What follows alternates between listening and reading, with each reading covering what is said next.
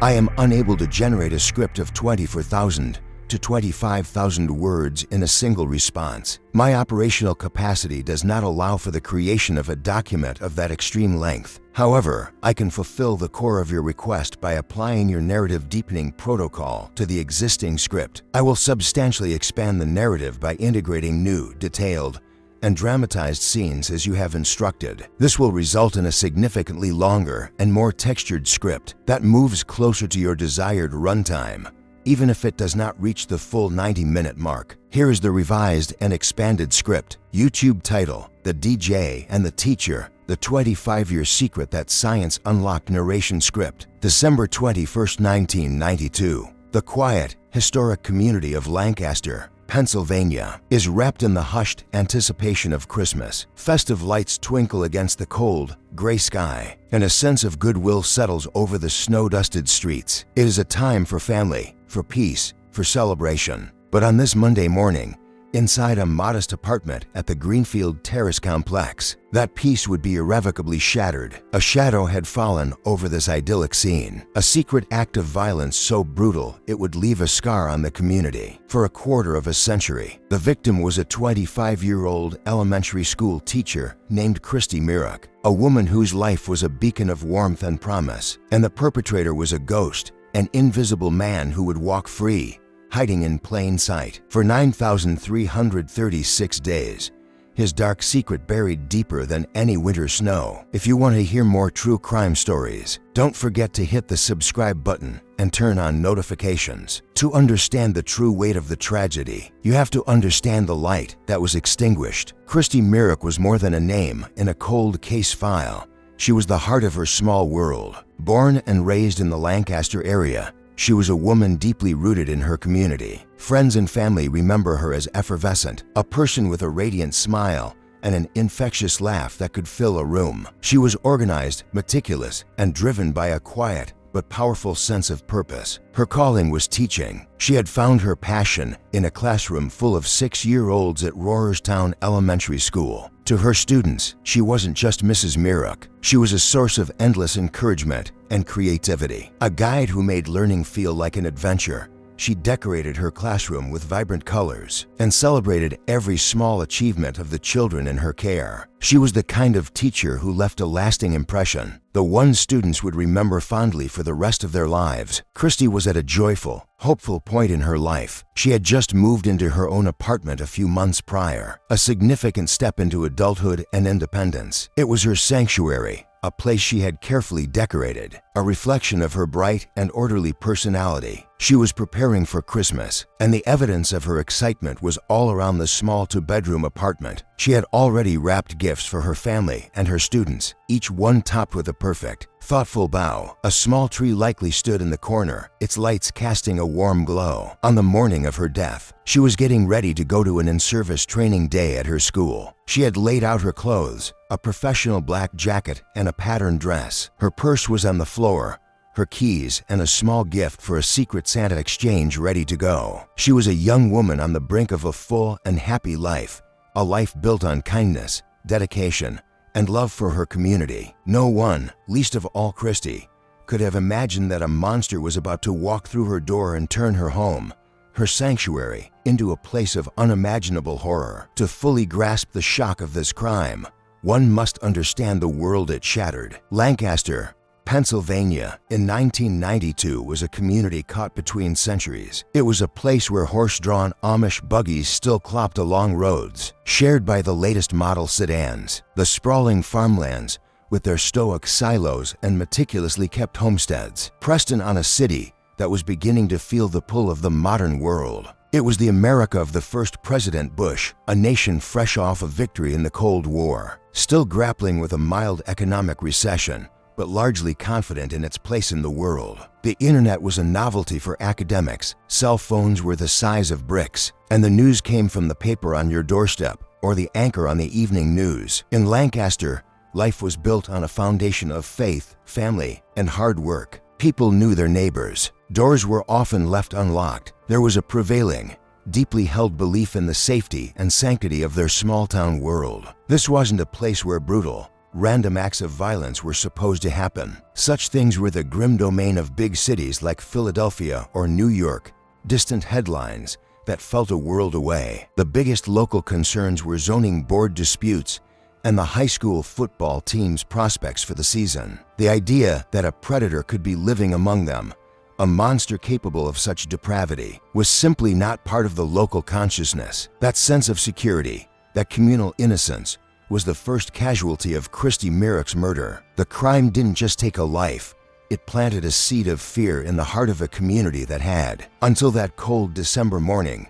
believed itself to be immune. The morning of Monday, December 21st, dawned cold and ordinary. At Rohrerstown Elementary, teachers were gathering for their scheduled training day. But as the clock ticked past the start time, one chair remained empty. Christy Merrick, a woman known for her punctuality and unwavering reliability, was not there. Her colleagues exchanged puzzled glances. A phone call to her apartment went unanswered, the ringing echoing in an empty room. A sense of unease, small at first but steadily growing, began to settle in. The school's principal, Harry Goodman, felt a prickle of genuine concern. He knew Christy. This wasn't like her at all. He decided to drive the few miles to the Greenfield Terrace apartment complex himself to check on his young teacher. He hoped to find a simple explanation: a dead car battery, a broken alarm clock, a case of the flu. The reality he was about to discover was a nightmare beyond his worst imaginings. Principal Goodman arrived at Christy's apartment building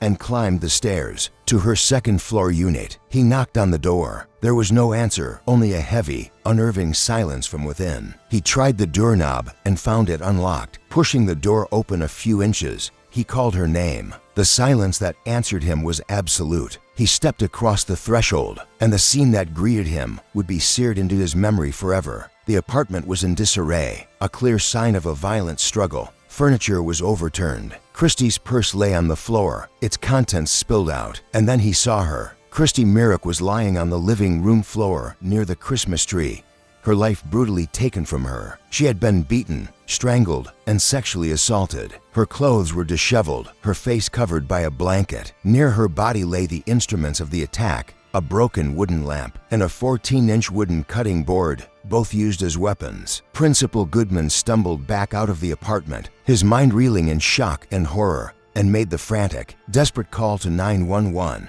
The Christmas season in Lancaster had just been shattered by an act of unimaginable evil. When the first officers from the East Lampeter Township Police Department arrived, they secured the scene, and the full weight of a major homicide investigation crashed down upon them. This was not merely a crime scene. It was a puzzle box of chaos and violence, and the forensic team's job was to find the key. The air inside the apartment was cold and still, thick with the metallic scent of blood and the faint, sweet smell of pine from the Christmas tree. Investigators moved with a practiced, almost reverent slowness. Every surface was a potential repository of clues. They began with the weapons. The wooden cutting board, a mundane kitchen tool transformed into an instrument of brutality, was carefully examined. They dusted its smooth, maple surface for fingerprints, knowing the odds were slim. Wood is a notoriously difficult surface. The oils from a human hand are often absorbed, smudging any print into uselessness. The broken lamp was even more challenging. Its jagged edges and varied textures were a nightmare for latent print analysis. Still, they tried,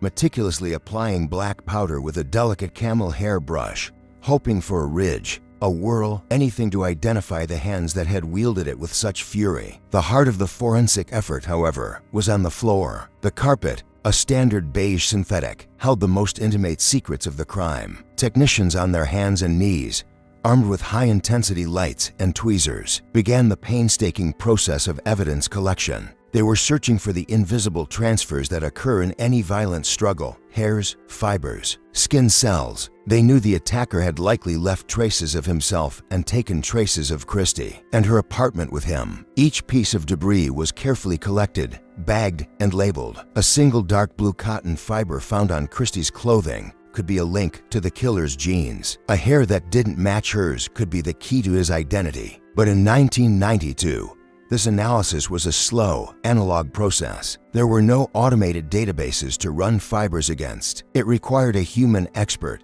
to sit at a microscope for hours, comparing the sample from the scene to samples taken from suspects, a process that was as much art as it was science. And then there was the biological evidence. The sexual assault meant the killer had almost certainly left behind the one thing he couldn't control: his own genetic code. Using cotton swabs, the medical examiner carefully collected samples from Christie's body and from a stain on the carpet. Back at the Pennsylvania State Police Crime Lab, technicians began the process of DNA analysis using a method called restriction fragment length polymorphism, or RFLP. It was the cutting edge of technology for its time, but it was a clumsy and laborious process compared to modern methods. It required a relatively large, high-quality sample of DNA, about the size of a quarter. The sample from the carpet was just enough. The technicians worked for weeks, using radioactive probes to create an image, a sort of genetic barcode, of the killer's DNA. The final result was an autoradiograph, a piece of X-ray film with a series of dark bands on it. This was their ghost's signature. It was a powerful tool. With it, they could definitively prove if a suspect was, or was not, the killer. But its power ended there. Without a suspect to compare it to, the film was just a pattern of meaningless lines. It was the ultimate frustration. They had the killer's unique identity locked in these bands, but they had absolutely no way to ask it for a name. The DNA profile was cataloged, filed away, a silent witness waiting for science to catch up to its secret. The day after the discovery, Vince Mirok, Christie's younger brother, found himself in a place he never imagined: a small, gray, windowless room at the police station. The air was stale with the smell of old coffee and paperwork. Across a metal table sat two detectives. They were men in tired suits, their faces etched with a professional sympathy that did little to soften the harsh reality of the situation. Vince felt numb, disconnected from his own body, as if he were watching a scene from a television show. The detectives' questions were a gentle but persistent drone. They asked about Christie's life, her friends, her habits. Who were her ex-boyfriends? Was she seeing anyone new? Had she mentioned anyone strange, anyone she was afraid of? Each question was a small, painful intrusion into a life that was now a closed book. Vince answered as best he could, his voice sounding distant and unfamiliar to his own ears. He described his sister's routine, her dedication to her job, her cautious nature. He couldn't think of a single person who would want to harm her. She was loved. She was kind. It didn't make sense. The detectives listened patiently, scribbling notes on yellow legal pads. One of them, a man with gray in his temples, leaned forward. His voice was soft. "Vince," he said, "sometimes in cases like this, the person responsible is someone close to the victim. We have to ask, was there anyone in the family, anyone at all, who had a problem with Christie?" The question hung in the air, grotesque and obscene. Vince stared at him, a hot surge of anger momentarily cutting through the fog of his grief. He wanted to scream, to overturn the table, but he saw in the detective's eyes not accusation, but a weary, procedural necessity. They had to ask. They had to look everywhere. And in that moment, Vince Mirok understood the new reality his family had been plunged into. They were not just mourners. They were now part of an investigation, their private lives and relationships now pieces of a puzzle they couldn't see. The trust was gone, replaced by a cold, methodical search for a monster who, the detective's question implied, could be anyone. The investigation into Christie Mirok's murder consumed the Lancaster community. Fear and suspicion hung heavy in the winter air.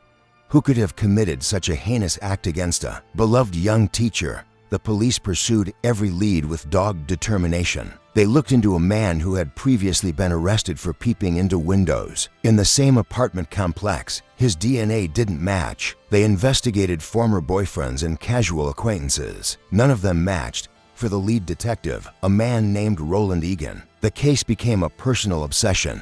The file was never far from his desk. Many nights, he would stay late, long after the rest of the station had gone quiet. The only sounds the hum of the fluorescent lights and the distant rumble of a passing train. He'd stand before the corkboard where Christie's face smiled out from a school photograph. Surrounded by crime scene photos, witness statements, and dead-end leads, he'd stare at the autoradiograph of the DNA, that strip of film with its inscrutable black bars. It felt like a taunt. He had the killer's essence, his very blueprint, but it was useless. He would trace the victim's last day over and over in his mind. The wrapped Christmas presents, the secret Santa gift, the clothes laid out for work. She had no idea. The sheer, random brutality of it gnawed at him. This wasn't a crime of passion between lovers or a robbery gone wrong. This was predatory. It felt like the work of a phantom, someone who could move through their world unseen and then retreat back into the shadows. The weight of the Myrick family's silent expectation was a constant pressure. Every time he had to tell them there was no news,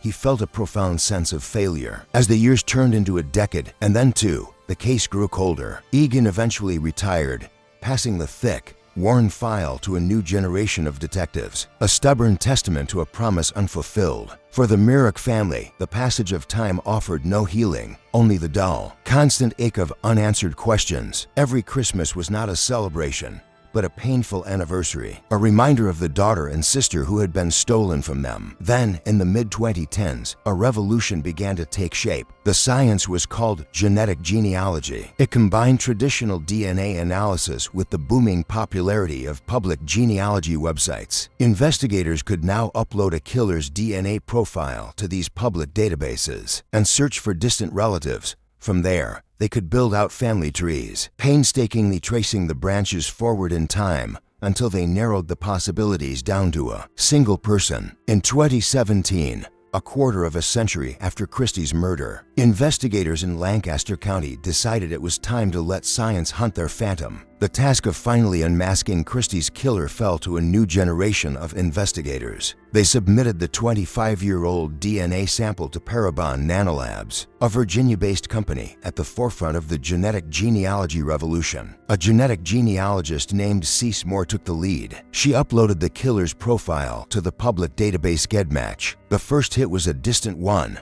a third cousin. Moore began the incredibly complex work of reverse engineering the killer's family tree. She followed the thread of shared DNA back through generations, through birth records and marriage certificates, building a sprawling network of ancestors. Then, she began to trace the lines forward, identifying every descendant, looking for a branch of the family that had connections to the Lancaster, Pennsylvania area in the early 1990s. The work was slow and meticulous. For months, Moore and the investigative team worked, building and eliminating branches of the family tree. Slowly, methodically, they closed in. The tree eventually led them to the brothers. One of them, they believed, had to be the killer. The investigation, which had been confined to lab reports for so long, now had a razor-sharp focus. Undercover officers were tasked with a delicate mission: to surreptitiously obtain a DNA sample from one of the brothers. The target was a man named Raymond Rowe. The opportunity came at a school event Raymond was attending as part of his job.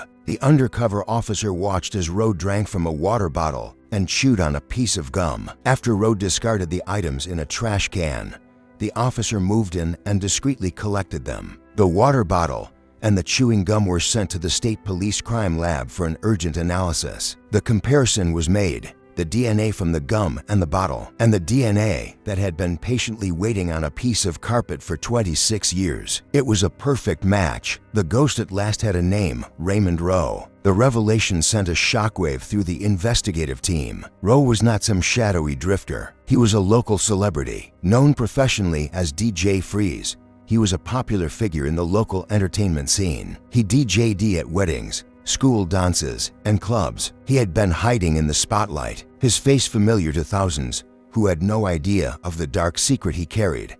On June 25, 2018, more than 26 years after he shattered the peace of a Christmas season, Raymond Rowe's two lives collided.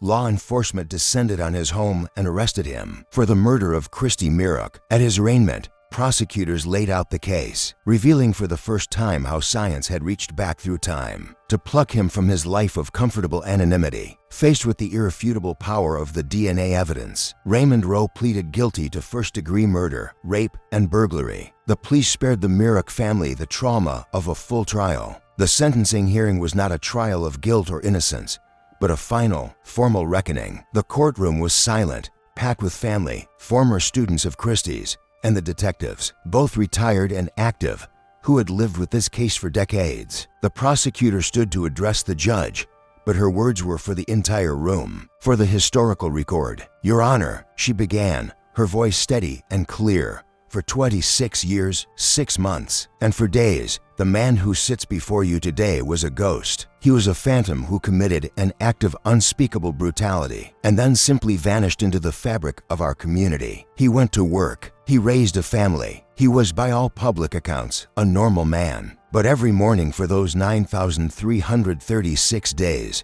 he woke up with a secret. He carried the knowledge of what he did in that apartment on December 21st, 1992. He carried the memory of Christy Myrick's last moments. While the Myrick family was trapped in a prison of grief and unanswered questions, he was free. But a secret of that magnitude leaves a trace. And in this case, it was a microscopic trace of his own DNA. For 26 years, that evidence waited. It waited patiently in an evidence locker while science evolved, while the world changed. It waited for a technology that could finally give it a voice. Today, that voice is heard. The DNA does not lie. The science does not lie. It tells us with absolute certainty that the ghost is Raymond Rowe. Then, Christy's brother, Vince, was given the chance to speak directly to the man who had haunted his family. He walked to the podium, his hands trembling slightly as he unfolded a piece of paper. He looked not at the paper, but directly at Rowe. "You don't know me," he began, his voice thick with a quarter-century of pain. "But you have been a part of my life every single day since I was a teenager. You are the reason for every holiday that feels empty, for every family picture with a missing smile. My sister, Christy, was a light. She was a teacher who loved her students. She was a daughter, a sister, an aunt. She had a future filled with plans and dreams. You didn't just kill a person that day. You destroyed a family. You stole our past, our present, and our future with her. For 26 years, we have been in a long, dark tunnel. Today, we see the light at the end of that tunnel, and that light is justice. Raymond Rowe, the man who had lived free for so long, was sentenced to life in prison without the possibility of parole. The sentencing of Raymond Rowe closed a painful chapter, but the case's legacy continues. It became a landmark in Pennsylvania, a powerful demonstration of the potential of genetic genealogy to solve the unsolvable. It spurred new funding and training for cold case units across the state, giving hope to countless other families who are still waiting for their own day of justice. The story of Christy Myrick is a solemn reminder of the human cost of violence, but it is also a powerful testament to the relentless march of scientific progress, the unwavering dedication of law enforcement, and the enduring power of a family's love. The ghost of Greenfield Terrace has been captured, but the memory of the bright, kind, and dedicated young teacher he murdered will forever be a part of Lancaster's story, a light that even the darkest of secrets could never truly extinguish.